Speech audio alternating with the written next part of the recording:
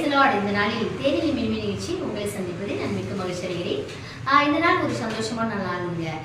என்ன நாள் அப்படின்னு பார்த்தோம்னா ஈஸ்டர்னா ஆண்டவராக இயேசு கிறிஸ்து தாம் சொன்னபடியே உயிர்த்தெழுந்தார்.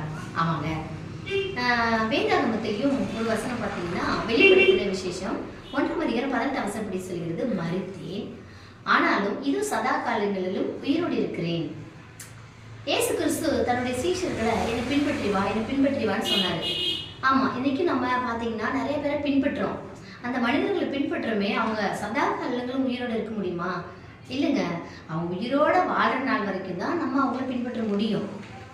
ஸோ மனிதர்களை நம்ம பின்பற்ற அவசியம் இல்லை. ஆண்டவராக இயேசு கிறிஸ்துவ நம்ம பின்பற்றணும் அப்படின்னா இம்மையில மட்டும் அல்ல, நம்ம மறுமையிலையும் நம்ம ஆண்டவராக இயேசு கிறிஸ்துவோட நம்ம வாழ முடியும்.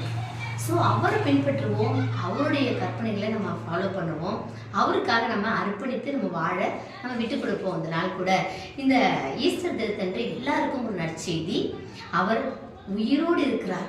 அவர் உங்களுக்காக எல்லாவற்றையும் செய்து கொண்டிருக்கிறார். எதை குறிச்சும் கவலைப்படாதீங்க. Okay, God bless you. Thank you.